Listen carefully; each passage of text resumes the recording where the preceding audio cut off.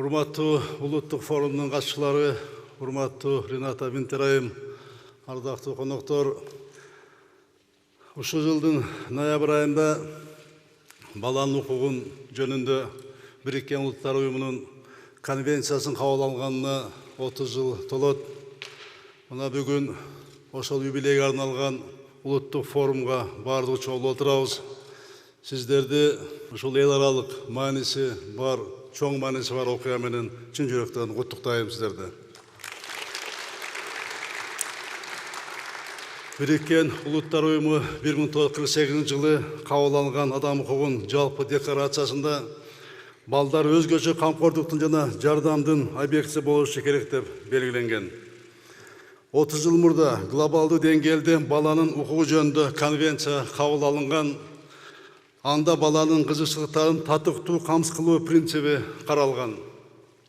Конвенция балдар ата-энеси тарабынан да, мамлекет тарабынан да өзгөчө камкордукка дайыма муктаж экенин белгилейт. Быйыл Кыргызстандын баланын укугу жөнүндө конвенцияга кошулгандыгына 25 жыл толот.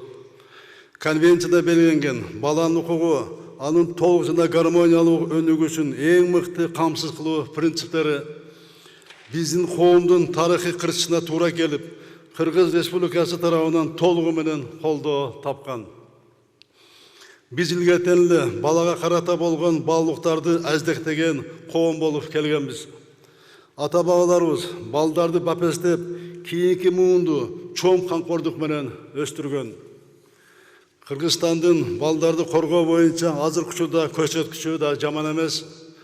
Бириккен Улуттар Уюму белгилеген 1000 жылдыктын өнүгүү максаттарынын бири балдардын өлүмүн 3-2 кыскартууга жетишкен 62 мамлекеттин бири. Кичинекей балдардын өнүгүү көрсөткүчү 72%дан ашты.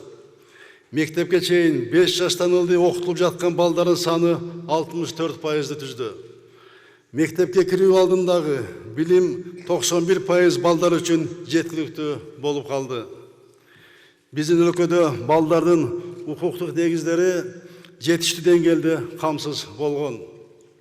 Кыргыз Республикасынын Конституциясынын ченемдери үй бүлөнү жана балдарды коргоонун атайын кепилдиктерин карайт.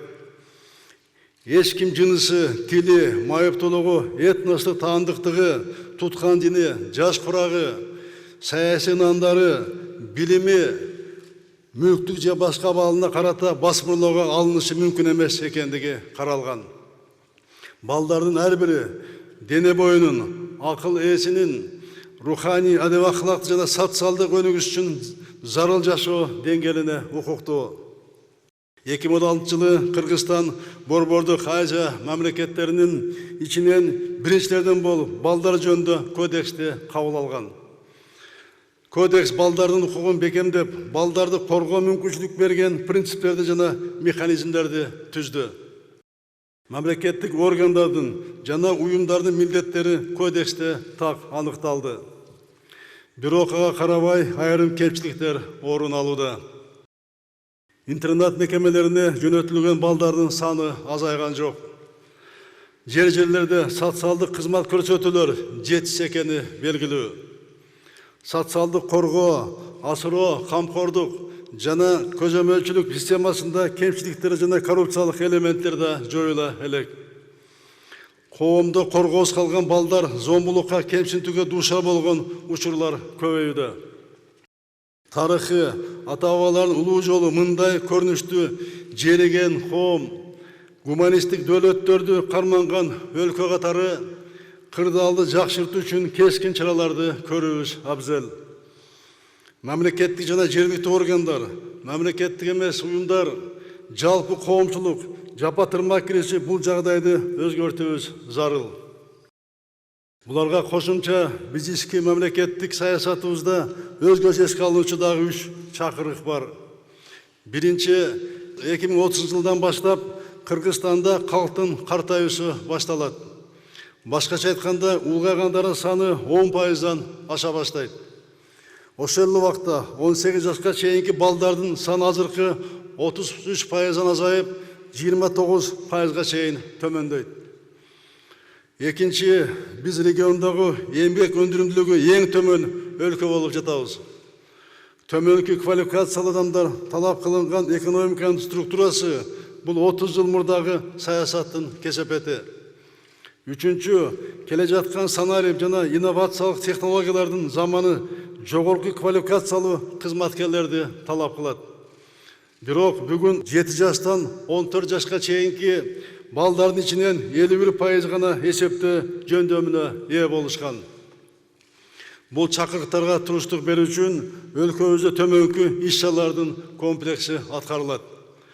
Балдардын саламаттыгы, эрте жашында өнүгүүсү, мектепке чейинки жана мектептеги билим берүүнүн жеткиликтүү жана сапаты абдан маанилүү багыттар.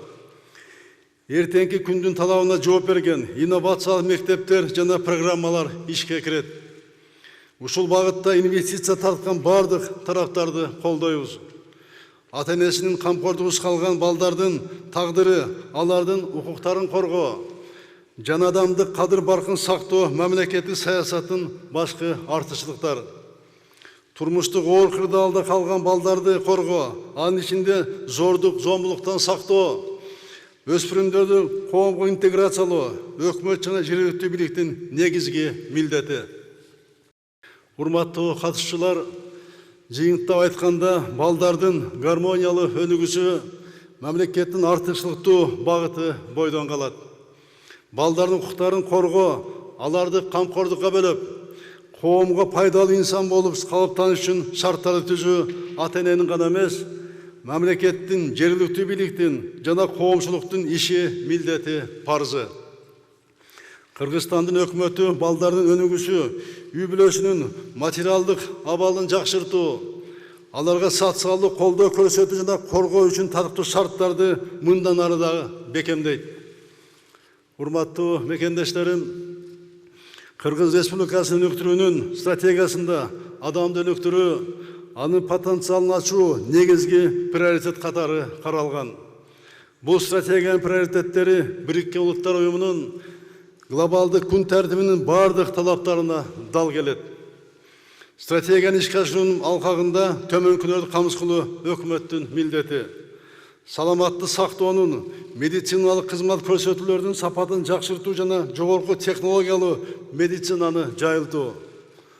Мектепке чейинки жана мектепке билим алуунун жеткиликтүүлүгүн толук камсыз кылуу. Бардыгына тең социалдык коргоонун минималдуу стандарттарына кепилдик берген социалдык колдоо системасын түзүү.